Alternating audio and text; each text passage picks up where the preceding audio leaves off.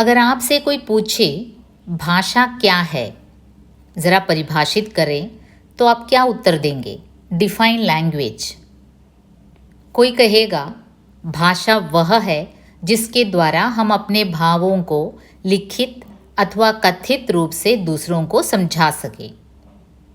कोई और कहेगा ध्वन्यात्मक शब्दों के माध्यम से विचारों की अभिव्यक्ति को ही भाषा कहा जाता है, या फिर सार्थक शब्दों के समूह या संकेत को भाषा कहते हैं। जो भी हो, इन शॉर्ट, भावों और विचारों के आदान प्रदान की एक सार्थक माध्यम होती है भाषा, है ना?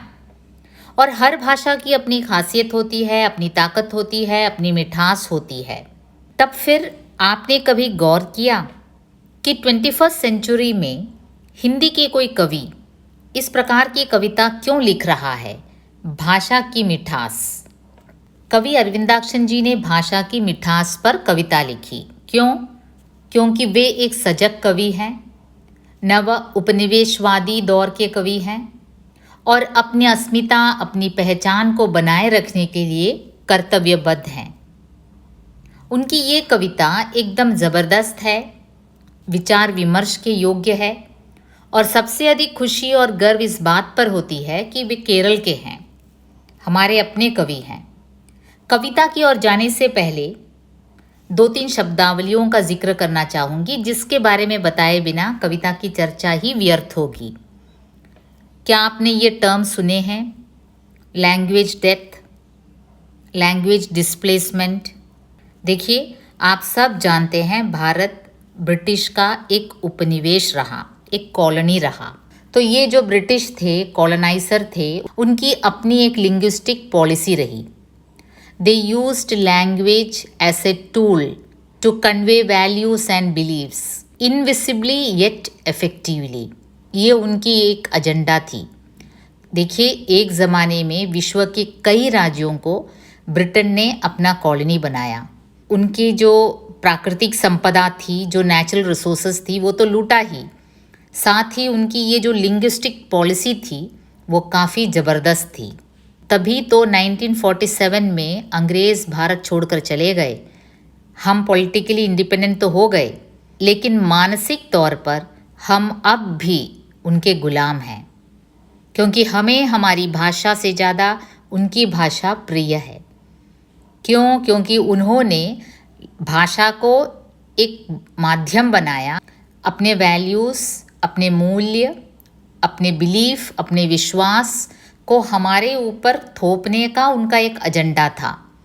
और ये कैसा होता रहा? इनविसिबली, दिखाई नहीं देता है, प्रत्यक्ष रूप से तो कुछ पता नहीं चलता है, लेकिन इफेक्टिवली एकदम ज़बरदस्त आक्रमण था उनका लिंग्विस्टिक पॉलिसी। तभी तो भारत के आज़ाद हुए इतने साल हो गए, लेकिन फिर भी हम अंग्रेज़ी भाषा के गुलाम हैं। देखिए, भाषा मात्र भावों के आदान प्रदान का एक माध्यम नहीं होता। भाषा हमारी चिंतन, हमारा विश्वास, हमारी संस्कृति, हमारी मिथक, हमारा इतिहास होता है। इन शॉर्ट, भाषा हमारी पहचान होती है। जो जनता अपनी भाषा को खो देगा वो अपने ही इतिहास से वंचित हो जाएगा, वो दूसरों का गुलाम हो जाएगा, वो अपनी पहचान खो बैठेगा। और जब हम अपनी ही भाषा को हीन समझने लगते हैं, जब हम अपनी भाषा को छोड़कर अंग्रेजी भाषा को श्रेष्ठ समझते हैं, उसे अपनाते हैं। देखिए, जैसे मैंने पहले कहा, हर एक भाषा की अपनी मिठास होती है, लेकिन अपनी भाषा को निम्नतर समझना, इन्फीरियर समझना, वो हमें किस ओर ले जाएगी? लैंग्वेज डेथ की ओर, लैंग्वेज डिस्प्लेसमेंट की ओर। डिस्प्लेस हो जाएगा, हमारी भाषा के बदले अंग्रेज़ी आ जाएगी। हम अपने अगले जनरेशन को, अपनी अगली पीढ़ी को, अगर हम इंग्लिश के जो हायरार्की है, लैंग्वेज की जो हायरार्की है कि वे सुपीरियर हैं, वे सुपीरियर, उनकी भाषा सुपीरियर, तो ये जो सुपीरियरिटी कॉम्प्लेक्स है, अगर हम अपने अगली पीढ़ी पर भी इसे पास करते जाएंगे तो हिंदी भाषा की मौत सुनिश्चित है। तो इस लैंग्वेज डेथ से अगर हमें अपनी भाषा को बचाना है तो अपनी भाषा की मिठास को पहले पहचानना है। और हमें अपनी भाषा की मिठास को पहचानने में आज के सजग कवि अपना कवि धर्म समझते हैं। तभी तो डॉक्टर अरविंदाक्शन जी कहते हैं, हर शब्द अपने आसपास की हरियाली से, मिट्टी की गंध से पलता है। इसलिए जब कभी मैं अपनी भाषा का इस्तेमाल करता हूँ तो मेरे आंगन के दरख्त से एक चिड़ैया गाना शुरू करती है। अब देखिए, हर शब्द अपने आसपास की हरियाली से, मिट्टी की गंध से पलता है। देखिए, हमने पहले भी कहा, भाषा केवल विचारों के आदान प्रदान की एक माध्यम मात्र नहीं है, वो हमारी आसपास की हरियाली, हमारी मिट्टी की गंध से पलता है। यानी हमारा कल्चर उसमें निहित है, हमारे मुहावरे, हमारे लोकोक्तियाँ, ये सब हमारी भाषा में निहित है। इसलिए जब कभी मैं अपनी भाषा का इस्तेमाल करता हूँ तो मेरे आंगन के दरख्त से एक चिड़ैया गाना शुरू करती है। तो मेरे आंगन में जो पेड़ है उसमें एक चिड़िया है, वो गाना शुरू करती है। यानी कि मेरी भाषा उसे भी भाती है। मेरी भाषा मेरे प्रदेश के जीव जंतुओं से भी तादात्म्य रखती है। हर शब्द अपने आसपास की हरियाली से, मिट्टी की गंध से पलता है। इसलिए जब कभी मैं अपनी भाषा का इस्तेमाल करता हूँ तो मेरे आंगन के दरख्त से एक चिड़ैया गाना शुरू करती है।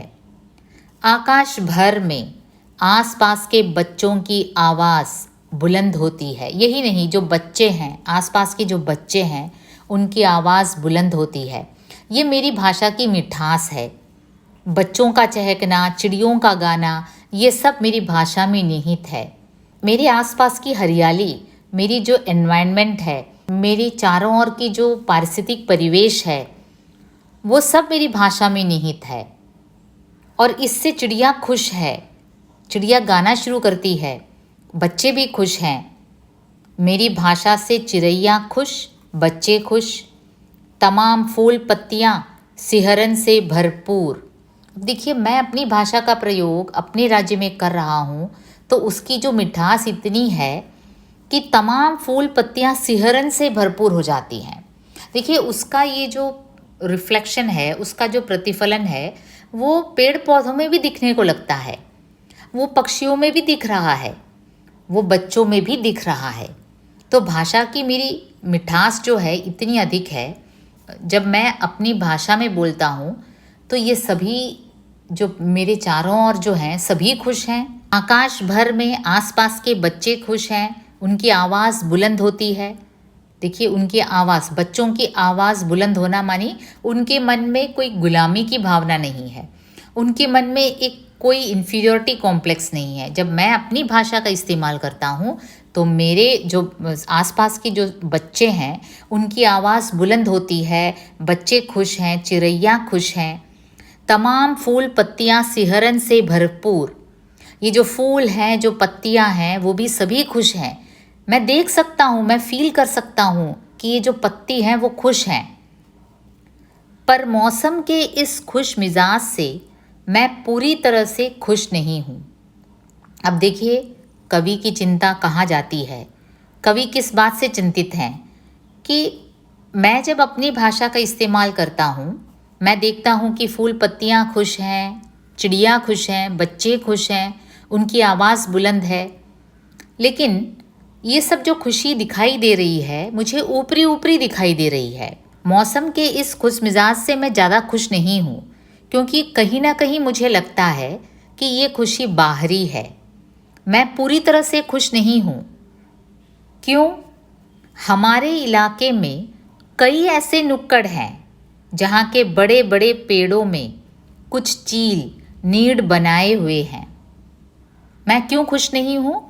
क्योंकि हमारे इलाके में कई ऐसे छोटे छोटे नुक्कड़ हैं। नुक्कड़ मीन्स जो चौराहे होते हैं, ऐसे कई नुक्कड़ हैं जहाँ के बड़े बड़े पेड़ों में कुछ चील, नीड़ बनाए हुए हैं। देखिए, बड़े बड़े पेड़ दिखाई दे रहे हैं, उसमें बड़े बड़े चील दिखाई दे रहे हैं। पक्षियों में थोड़ा बड़ा होता है चील, चील शक्तिशाली होता है, उसकी नज़र तेज़ होती है। और मेरी भाषा के प्रयोग से ये जो छोटे छोटे पेड़ पौधे और फूल जो खिल रहे हैं, वो तो खिल रहे हैं, उन्हें तो मैं खुश देख रहा हूँ, लेकिन मैं एक डेंजर भी देख रहा हूँ। वो क्या है? हमारे इलाके के कई ऐसे नुक्कड़ हैं जहाँ बड़े बड़े पेड़ हैं और उन पेड़ों में जो चील हैं वो नीड बनाए हुए हैं। नीड बनाना यानी घोंसला बनाना। उन्होंने अपना घोंसला बना लिया है। ये जो चील जो हैं अंग्रेज़ों के प्रतीक हैं और उनका यहाँ घोंसला बनाना, उनकी जो ये लिंग्विस्टिक पॉलिसी है कि वो यहाँ आ गए हैं तो उनकी जो भाषा का जो गर्व है, उनकी जो सुपीरियॉरिटी है, जो लिंग्विस्टिक हायरार्की है, वो यहाँ अपना रौब जमा कर ही जाएंगे। उनकी ताम झाम में पूरा इलाका घिनौना नज़र आता है। अब आ गए हैं, यहाँ बस गए हैं, नीड बना लिया है चीलों ने, तो उनकी जो तामझाम है उससे पूरा इलाका एकदम घिनौना नज़र आने लगता है। अभी तक तो एकदम अच्छा था, मैं अपनी भाषा का प्रयोग कर रहा था, चिड़िया चहक रहे थे, फूल खिल रहे थे, बच्चों की आवाज़ बुलंद थी, लेकिन अचानक चीलों का यहाँ आना, यहाँ बस जाना और उनका जो रौब है, उनकी जो तामझाम है, उससे पूरा इलाका घिनौना नज़र आने लगता है। उनकी जो तामझाम देखने के बाद हमारे जो अपने पक्षी हैं वो अपने आप को निम्नतर समझने लगते हैं। हमारे जो बच्चों की बुलंद आवाज़ थी वो मानो थम सी गई, क्योंकि सभी एकदम चील की आवाज़ को देख रहे हैं। चील की रौब, चील की तामझाम, ये सब देख रहे हैं। मैंने इत्मीनान से उन्हें सुना, पर वे हमारी मिट्टी की गंध को, हमारी हरियाली को, हमारे बच्चों के सपनों को शब्द नहीं दे सकते। अब देखिए, ऐसा नहीं है कि मैंने उन विदेशियों की भाषा से एकदम से मुंह मोड़ लिया।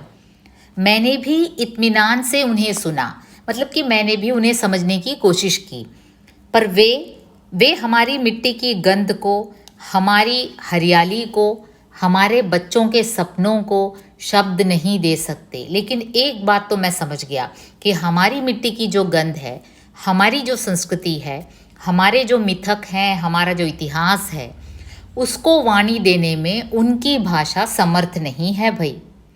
ये बात तो पक्की है। मैंने समझने की कोशिश की, उनकी जो भाषा है उसे मैंने समझने की कोशिश की। ऐसा नहीं है कि जो भी देखा उससे मुंह मोड़ लिया। लेकिन तब मैंने पाया कि हमारे बच्चों की जो सपने हैं, जो हमारे बच्चे इस मिट्टी में जन्म लेकर उनके जो छोटे छोटे सपने हैं, उनकी जो संस्कृति है, उनकी जो विचारधारा है, वो इस भाषा से व्यक्त कभी नहीं हो सकता।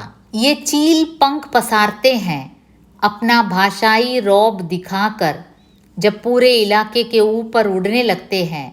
हमारे कवियों, कुर्सी के आवेदकों, तमाम लाट साहबों को लगता चीलों की भाषा में दम है। देखिए, इनका जो हायरार्की है, लिंग्विस्टिक हायरार्की, उनकी जो सुपीरियॉरिटी जो है भाषा की, वो किस प्रकार कवि ने यहाँ कैसा इमेज क्रिएट किया है।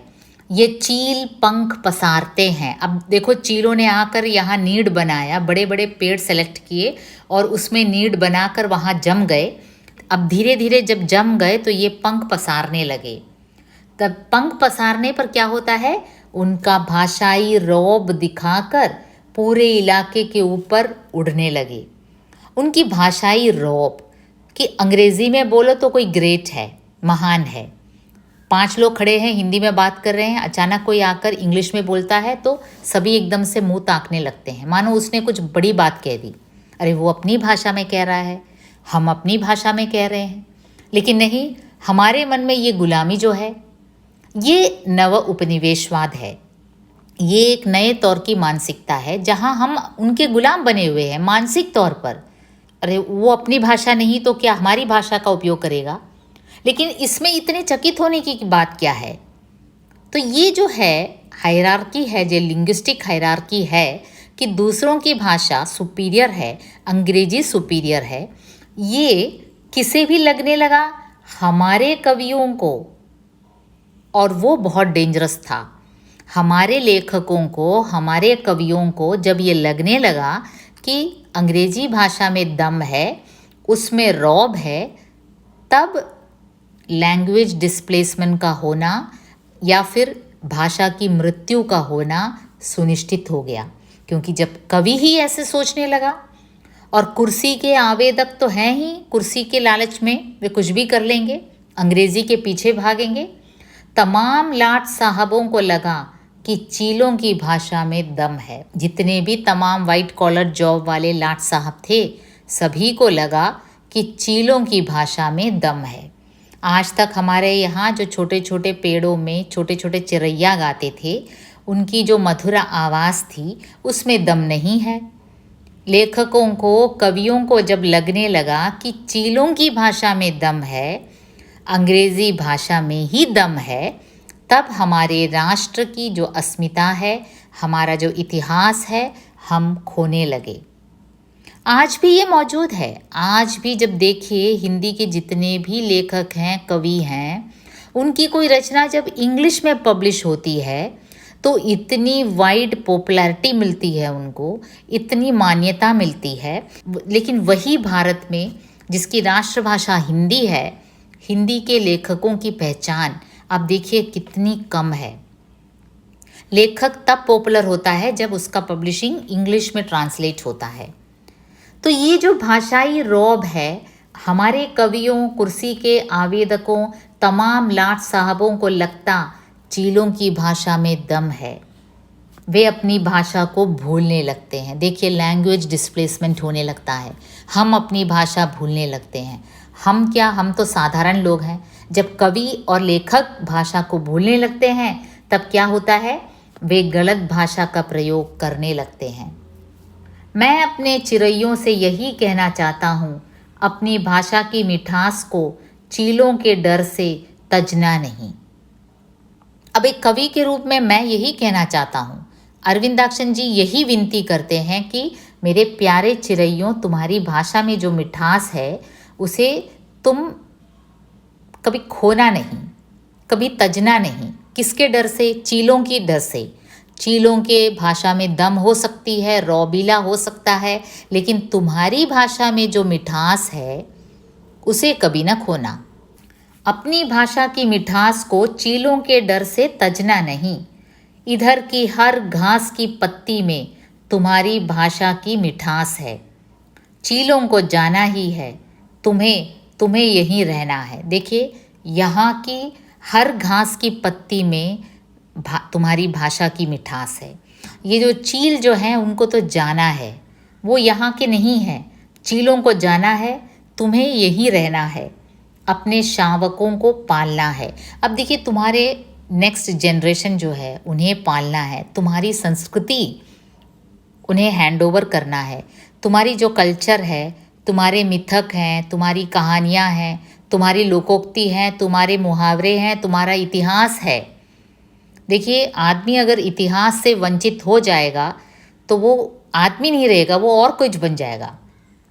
तो इसलिए अगर राष्ट्र को अपनी पहचान बनाए रखनी है तो चीलों की भाषा के पीछे नहीं जाना है, बल्कि अपनी भाषा की मिठास का आस्वादन करना है। हमारा आकाश संकरा नहीं, गाते फिरो, पंख पसारते रहो, तुम्हारी भाषा की मिठास में सब सराबोर हो जाए। अब देखिए हमारा आकाश भी संकरा नहीं है। क्यों ऐसा सोचते हो कि हमारी भाषा निम्नतर है? मीठी मीठी आवाज़ में गाओ, अपनी भाषा में गाओ, आस्वादन करो। ये एक पोस्ट मॉडर्न लिटरेरी थियोरी में ये एक बात थी कि पोस्ट मॉडर्न राइटिंग्स में ये देखा जाता है कि लेखक अपने जो जड़ों की ओर जाते हैं, अपनी भाषाई अस्तित्व की पहचान करते हैं। कई लेखक ऐसे हैं जो मैथिली, भोजपुरी, अवध आदि जो उनकी जो प्रांतीय भाषा है, हिंदी के लेखक ही उस भाषा में भी लिखने लगे हैं, क्योंकि वो भाषा की डेप्थ हो रही है। उन्हें खुद लगता है कि लैंग्वेज एकदम डिस्प्लेस हो गया है। तो अपनी भाषा की पहचान को बनाए रखने के लिए ये ज़रूरी है कि चिरैया तुम अपनी भाषा में गाओ। यहाँ चिरैया और कोई नहीं है, हम लोग ही हैं। कवि हमें ही तो चिरैया कह रहे हैं। हम आप सब चिरैया हैं, छोटे छोटे चिरैया हैं जो अक्सर चीलों को देखकर एकदम से चकाचौंध, उनके चकाचौंध को देखकर एकदम से ठगे से रह जाते हैं। लेकिन कवि हमें सचेत करते हैं कि देखो हमारा आकाश भी संकरा नहीं है, उड़ने के लिए तो हमारे यहाँ भी जगह है भाई, पंख पसार कर उड़ो, अपनी भाषा में मधुर रूप से गाओ। अपनी भाषा की मिठास को पहचानो, क्योंकि तुम्हारी भाषा की जो शब्द है वो अपने आसपास की हरियाली से, मिट्टी की गंध से पला हुआ है। इसीलिए तो जब कभी तुम अपनी भाषा का इस्तेमाल करते हो तो चिड़ैया गाना शुरू कर देते हैं, फूल पत्तियां महकने लगती हैं और बच्चे बुलंद आवाज़ में बोलने लगते हैं। तो तुम्हारी अपनी भाषा है, उसकी एक अपनी अस्मिता है, एक पहचान है। और ये केवल भाषा की पहचान नहीं है, ये एक राष्ट्र की पहचान है। ये राष्ट्रबोध अगर तुम्हारे अंदर होगा तभी तुम अपने आप को सुपीरियर समझोगे। तो अब आप समझ गए होंगे कि अरविंदाक्शन जी ने भाषा की मिठास पर ये जो कविता लिखी है कितनी प्रासंगिक है। क्योंकि कई साल पहले भारतेंदु हरिश्चंद्र रहे एक कवि, उन्होंने लिखा था कि निज भाषा उन्नति अहे सब उन्नति का मूल। आज भी यही कहना पड़ रहा है, 21st सेंचुरी में हम आ गए हैं, आज भी इस मानसिक गुलामी से हम मुक्त नहीं हुए। तभी कवियों को कहना पड़ रहा है, हर शब्द अपने आसपास की हरियाली से, मिट्टी की गंध से पलता है। इसलिए जब कभी मैं अपनी भाषा का इस्तेमाल करता हूँ तो मेरे आंगन के दरख्त से एक चिड़ैया गाना शुरू करती है। आकाश भर में आसपास के बच्चों की आवाज़ बुलंद होती है। मेरी भाषा से चिड़ैया खुश, बच्चे खुश, तमाम फूल पत्तियाँ सिहरन से भरपूर। पर मौसम के इस खुश मिजाज से मैं पूरी तरह से खुश नहीं हूँ। हमारे इलाके में कई ऐसे नुक्कड़ हैं जहाँ के बड़े बड़े पेड़ों में कुछ चील नीड बनाए हुए हैं। उनकी ताम झाम में पूरा इलाका घिनौना नज़र आता है। मैंने इत्मीनान से उन्हें सुना, पर वे हमारी मिट्टी की गंध को, हमारी हरियाली को, हमारे बच्चों के सपनों को शब्द नहीं दे सकते। ये चील पंख पसारते हैं अपना भाषाई रौब दिखाकर। जब पूरे इलाके के ऊपर उड़ने लगते हैं, हमारे कवियों, कुर्सी के आवेदकों, तमाम लाट साहबों को लगता चीलों की भाषा में दम है। वे अपनी भाषा को भूलने लगते हैं, वे गलत भाषा का प्रयोग करने लगते हैं। मैं अपनी चिड़ैयों से यही कहना चाहता हूँ, अपनी भाषा की मिठास को चीलों के डर से तजना नहीं। इधर की हर घास की पत्ती में तुम्हारी भाषा की मिठास है। चीलों को जाना ही है, तुम्हें यहीं रहना है, अपने शावकों को पालना है। हमारा आकाश संकरा नहीं, हमारा आकाश संकरा नहीं, गाते फिरो पंख पसारते रहो, तुम्हारी भाषा की मिठास में सब सराबोर हो जाए। डॉक्टर अरविंदाक्शन जी कवि, आलोचक, अनुवादक के रूप में काफ़ी प्रसिद्ध हैं। Cochin university of science and technology के फैकल्टी ऑफ ह्यूमैनिटीज़ में डीन रह चुके हैं। महात्मा गांधी यूनिवर्सिटी वर्धा के प्रो वाइस चांसलर रह चुके हैं और उनके 50 से भी अधिक पुस्तकें प्रकाशित हो चुकी हैं। कई लिटरेरी एंड एकेडमिक अवार्ड्स से वे नवाजे गए। और सबसे बड़ी बात तो यह है कि हिंदी के पक्षधर हैं और भाषा में उनकी पकड़ ज़बरदस्त है। अरविंदाक्शन सर जी की कविता के साथ मैंने न्याय किया या नहीं पता नहीं, लेकिन बेहद गर्व महसूस किया उनकी कविता पर विचार विमर्श करके। केरल के हैं, हमारे अपने कवि हैं, इसीलिए बेहद खुशी हुई उनकी कविता को लेकर। अच्छा, तो अब वक्त आ गया है, जुड़े रहिए, मस्त रहिए। शीघ्र ही हम एक और विषय को लेकर हाजिर होंगे। बाय।